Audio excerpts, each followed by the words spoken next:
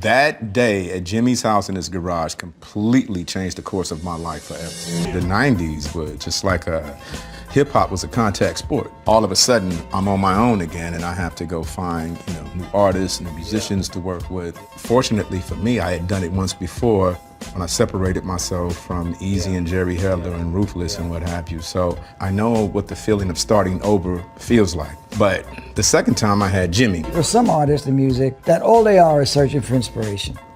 And then there are artists that are just searching for hits. He's only searching for inspiration. And if hits come, great. In this clip, Dr. Dre has given us the master keys through a doorway to the secret world of how to make a rap album in a classic way, such as his iconic 1999 project, The Chronic 2001. In a minute, we'll see him discuss his thoughts on how to make a rap album of the world's best and brightest musical collaborators such as Eminem and Snoop Dogg, but step number one gives us an excellent preview of what's to come. Search for inspiration and let the hits come. While it would be way too simplistic to simply say that rappers should wait around for the perfect moment to release a project, in fact, one of the main things that holds artists back is overthinking their music. Certainly, the mantra of search for inspiration and let the hits come is an excellent way to avoid the one-hit wonder phenomenon. Often, one-hit wonders are artists who have spent years trying to chase that one hit. They actually succeed, but since their motivation to blow up is driven by hits and not true artistic inspiration, once they have their hit, they no longer have gas in the tank. Although we go more in depth into the exact science of being permanently inspired as a rap artist in our free video course, The Top 20 Songwriting Secrets of Professional Rappers, which you can pick up by visiting the first link in the video description, let's give you 3 insights on how professional rappers both search for inspiration while having hits come along at the same time. First, quantity leads to quality. Look, every single rapper, producer, and engineer in the game is working on music all of the time and creating a massive quantity of music out of which quality songs will emerge. I was always in the studio. I was always recording, like I never stopped making music. I just took a break and pulled back from the spotlight.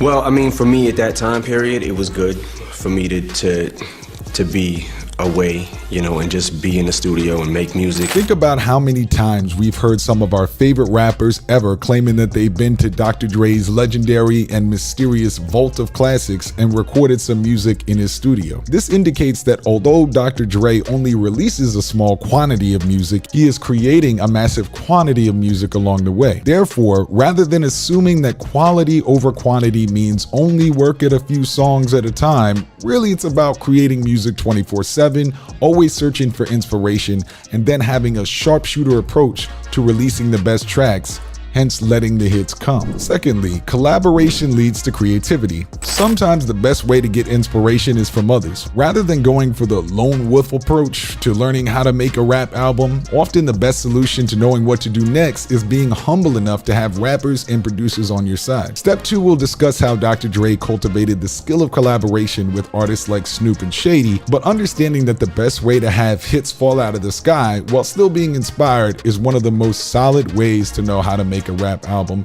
through collaboration. And last, themes lead to teams. Dr. Dre has never shied away from having an overall theme to his albums. His first 2 projects, of course, were Chronic related. However, even his Compton album had a theme to it inspired by the Straight Outta Compton film based on his earlier life. Similarly, other classic albums Dre had a direct hand in making, such as Good Kid, Mad City and the Slim Shady LP, which he mentioned, had heavily themed skits and coming-of-age style themes throughout the project. Working with the team and having an overall theme, even if it isn't just a straight concept album, can often be helpful when learning how to make a rap album. I just felt like maybe I needed to bump into the right artist or the right musician or whatever, and I didn't have that at the time. Eminem was the missing link. Hearing that demo with Eminem and how it made me feel, and then meeting him and how we saw eye to eye as far as the work goes and what we wanted to do in the studio.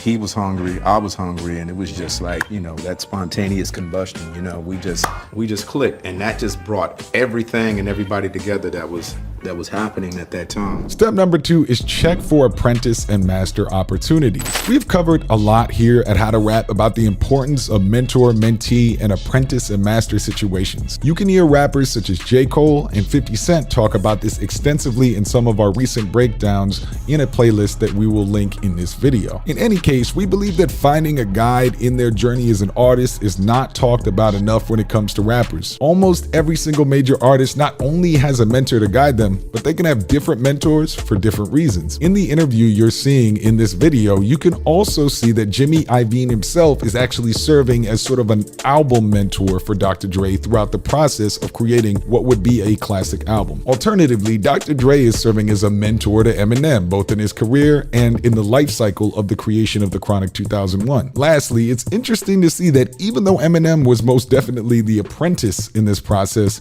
his youthful exuberance and creativity served as inspiration for his mentor. There's that word, step number 1, for inspiration. Therefore, artists should not think of being someone's apprentice as being just a one-way street. Both the artist and the mentor themselves are gaining energy and putting batteries in each other's backs. If Eminem had not stepped up to the plate to help Dr. Dre pen such classics as Forgot About Dre or What's the Difference, who's to say that the Chronic 2001 would be such a hallowed body of work? However, if Dr. Dre had not been a supportive and enlightening mentor to Eminem, who's to say Shady would have ever made it to be statistically the highest selling rapper of all time? If you're an artist watching this, there's no reason you shouldn't be copping our free video courses in the video description in order to get on our radar so that perhaps we can mentor you along the way. And look, there's absolutely no ego in being on both sides of the table, master and or apprentice.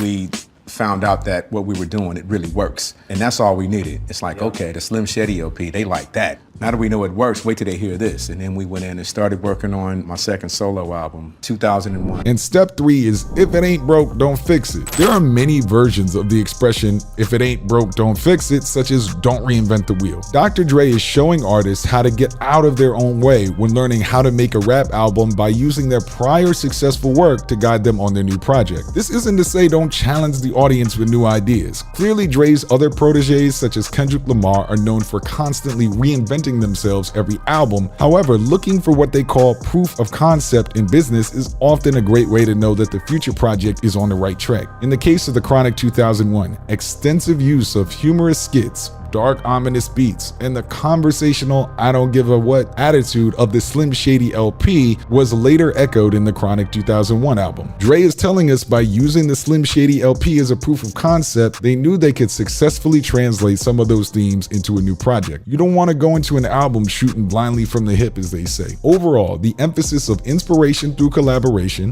building on what works, and not being thirsty only for hits should be through lines as artists decide how to make a rap album. Not being afraid to let other people in the studio guide some of the main aspects of the project is crucial, and who knows, if artists follow these steps, maybe we'll actually get something close to a Detox level project, even if Detox never actually comes out. Now, we want to see you in the comments. What is the best track on the Chronic 2001 in your eyes? What is the overall best piece of music on Chronic 2001? If you're an artist watching this, be sure to check out those free video courses and look into mentoring with us. But we'll see you in the comments. We appreciate you watching. It's the big homie Drew for How to Rap. I'm out.